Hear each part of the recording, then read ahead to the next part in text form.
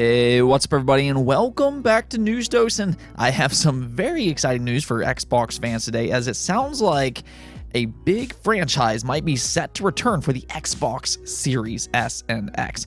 Yeah, really excited about this one, as it's one of my all-time favorite games, so we're going to go over that today. Plus, PlayStation, I think that they make excellent games, but one question mark with PlayStation in the last couple years has been their PR, and that really continues on even today, as they make a very interesting decision that has fans a little on edge. So we will go over that one as well. As always, if you like these videos, make sure to hit that bell notification and subscribe button for more content just like this.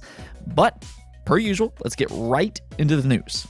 To start the week off, though, we actually get to talk about a game that I know a lot of you all are really excited about, and that is Elden Ring. In fact, I'm really excited about this game, as I love From Software games, whether that be Dark Souls, Bloodborne, or even Sekiro. They just know how to make excellent games when it comes to their combat and worlds, and well, Elden Ring really looks no different. And once again, looks superb, and we do have a few things to go over here today regarding Elden Ring. Now, the first thing, and this is unfortunate, but yes, Elden Ring is the next game to be delayed. Now, this isn't anything major this time. We're only talking about a month-long delay here. It was originally set for a January 22nd release in 2022, but it's now been pushed back to February 25th. February is increasingly becoming very busy in the gaming world, though, and really I could say that for the first 3 to 4 months of 2022 as a whole. Now, the good news here is that they do have a closed network test that will be going up in November, so some people will actually get to check out Elden Ring just a little bit earlier than others. It's always nice to see these network tests go out early, though, because it does ensure just an overall smoother launch. The other thing about this game, though, is that, there's all this anticipation that's just kind of built up over the years. This is a From Software game, and, they are a beloved studio among the community.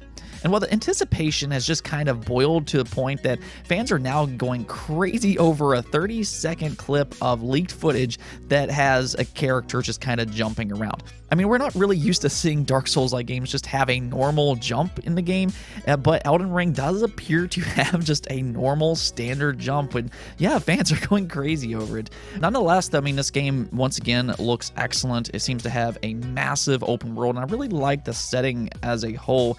Now, I'm not going to show the leaked footage on my channel, but I do recommend checking it out. It's pretty easy to find, and I'll also leave a link to that in the description below. Next up, we do have a PlayStation game heading to Xbox this November. Earlier this year, Oddworld Soulstorm released for the PlayStation 4, PlayStation 5, and PC, but now it's also going to be heading to Xbox this November. Now, we don't have an exact release date just yet, but they did say that this will be an enhanced version with improved gameplay mechanics and motion code. That was one of the things about the original launch earlier this year. It did have some issues right out of the gate with some different bugs and glitches, some actually even game-breaking. So I'm hoping with this enhanced version, they kind of fixed those problems. And for that matter, this enhanced version will also be available on PlayStation and PC. One of the really cool things about this announcement, though, is that they're going to give you plenty of options to purchase this game. You have the option of just getting the digital version for $40 at launch, or you can get a physical version for $50, and they also have a collector's edition for $150. This edition will include things such as a 9-inch Abe figurine, which actually looks pretty good. I actually tried to pick this up earlier this year for the PlayStation 5, and it sold out pretty quick, so if you are interested in that one, the sooner you get it, the better. Regardless, I mean, this is a long-running, beloved franchise, and I'm sure there's going to be plenty of fans out there that wants that collector's edition. And with it now officially heading over to Xbox, and if you did miss out on this game earlier this year, we'll look forward to the month of November as the quirky platformer returns to Xbox. Now, speaking of franchises returning to Xbox, we have a big game to talk about today that I know a lot of fans have been asking for years and years now. And that franchise would be none other than Killer Instinct. Now, if you don't know this about me, Killer Instinct is actually one of my favorite games ever made. I loved Killer Instinct for the Xbox One. It's in fact actually one of my most played games last generation, as like the first 3 or 4 years of the Xbox One and PlayStation 4 life cycle, I consistently was playing that game. big fan of Killer Instinct, and I will stand by this time and time again. I think that very specific game is one of the best fighting games ever made. It might not get some of the same recognition as games like Mortal Kombat or Street Fighter, but if you were a part of that KI community on the Xbox One, you know just how good this game is. And that's why when Maximilian Dood, just a couple years ago, he asked the community to just kind of join forces and ask Microsoft to bring back KI, and the internet exploded. He got Killer Instinct trending as just so many fans, I mean, because Killer Instinct does have a hardcore fan base. They were asking Microsoft to bring back this franchise, and from the sounds of it, they listened. Now, this is coming from Special Nick over on the Xbox Era podcast, as he was talking about some of the rumors that he's been hearing recently, and he has in fact heard some information about Killer Instinct. Now, keep in mind that this is not confirmed, but from what he's hearing, Killer Instinct currently is in active development. Not just planning, but in actual active development, and that is huge for the KI community if it indeed is true. Now, interestingly enough, though, he says that he doesn't know who's developing this game, though he's pretty sure it's not Iron Galaxy, and he's almost absolute certain it's not NetherRealm Studios. And truthfully, I don't want it to be NetherRealm Studios. I always hear that in the comments below. We've talked about this in the past. I don't think NetherRealm Studios is a great fit for Killer Instinct. NetherRealms is a great fighting game studio as they work on games like Injustice and Mortal Kombat. I think they do a good job at the games they make. But with Killer Instinct, that game actually plays more similar to Street Fighter than it does Mortal Kombat.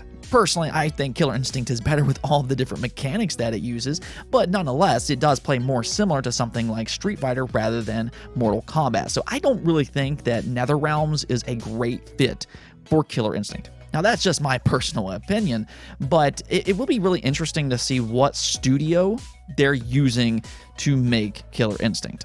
Obviously, Iron Galaxy would be the perfect choice here just because they did do Season 2 and beyond for the Xbox One, and they did a fantastic job for that matter. I liked all the characters that they brought back. They also did a great job with building characters from the ground up. They did a good job with crossover characters as well, as they brought over Rash from Battletoads, they got Ram from Gears of War, and even Arbiter from Halo. So they did a fantastic job with all of that. They had some different game modes that was really interesting for a fighting game. And I mean, not only were they passionate about Killer Instinct, but they just knew how to make deep mechanics for a fighting game such as Killer Instinct, and that's what you want to see for a game like this. But that's kind of the problem that Microsoft has consistently ran into when it comes to Killer Instinct. Here they have this popular franchise, but they don't have a studio to actually work on it.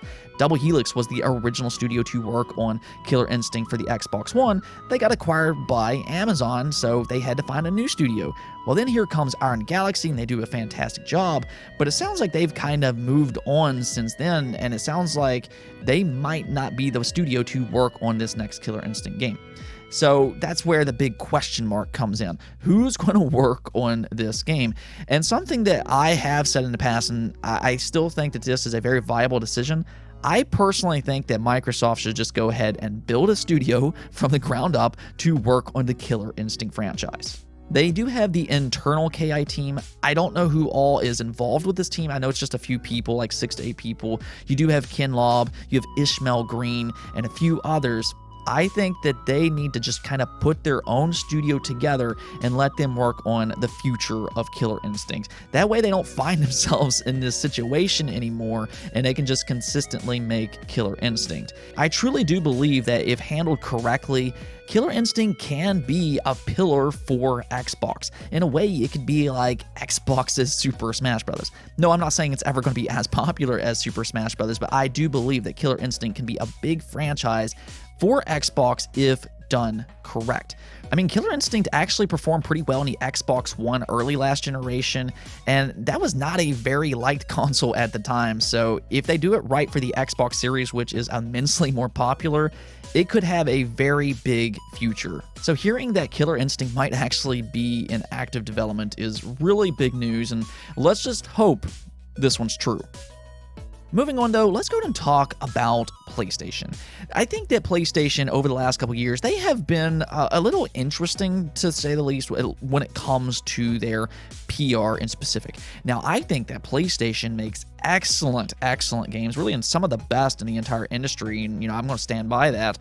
But their PR has been a little bit more controversial in the last couple years, especially with Jim Ryan. They've done some things that has left fans scratching their head, and well, that's happening once again with the PlayStation 5 console. So something that I said last year was that the PlayStation 5's design is brilliant. Not necessarily with the way it looks per se, but they have these faceplates that you can just pop off and then you can exchange them if you want. I think that's absolutely brilliant. It reminds me a lot of the Xbox 360's faceplate where you can pop that off, and they had those custom faceplates that they would sell. You had the Halo 3 version and so on and so forth. But here with the PlayStation 5 console, I mean, you can practically change how it looks completely. It really is genius in my opinion, but PlayStation hasn't exactly utilized this at all. It really is strange. I mean, the PlayStation 5 has been out for almost a year and they haven't put out any custom faceplates yet, and they're also targeting these third-party sellers by making them stop selling their versions. We saw this last year with the PlayStation 5, and now we're seeing that happen once again with Dbrand. Dbrand, which is a pretty reputable company, has been selling some PlayStation 5 faceplates, such as a black version, because not everybody likes that white color that the PlayStation 5 comes with. So a lot of people do decide to replace those original PlayStation 5 faceplates, and Dbrand has been a pretty good option. But one of the things about Dbrand, and I always thought this was kind of strange, but when they announced these faceplates, they kind of challenged Sony to sue them. Probably not a smart way to announce your product, because I think Sony, they kind of took that serious.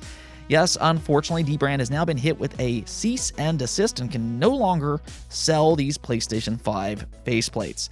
Now, Dbrand is pretty upset about this, as you would expect, though I really wouldn't have challenged Sony myself. That's just my opinion, but I don't necessarily agree with Sony here either. I think that they should just leave these third-party faceplates alone. I know why they're probably doing this type of stuff. Not only were they challenged here, but also I do think that they're probably going to be coming out with their own custom faceplates eventually. I wouldn't be surprised if they announce some kind of custom faceplate for Spider-Man or for God of War, or maybe even Horizon Forbidden West. I wouldn't doubt at all if they do announce things like this in the future, which is probably why they're taking down all of these third-party faceplates. Do I like it? No, but that's my guess as to what's happening here. If they really do insist on keeping these things off the market though, I hope they announce their own official version sooner rather than later. More options, in my opinion, is always going to be better.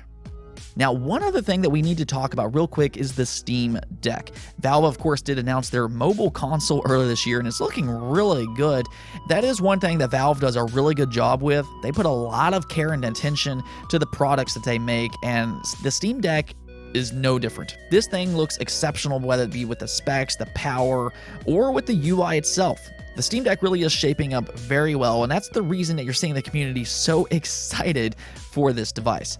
And well, now they've introduced this nice quality of life feature being Deck Verified.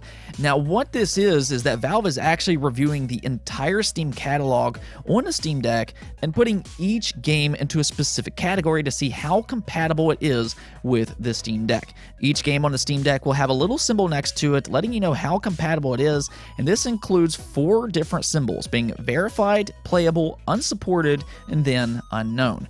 Now, for verified, this is for games that play well on the Steam Deck without any additional setup.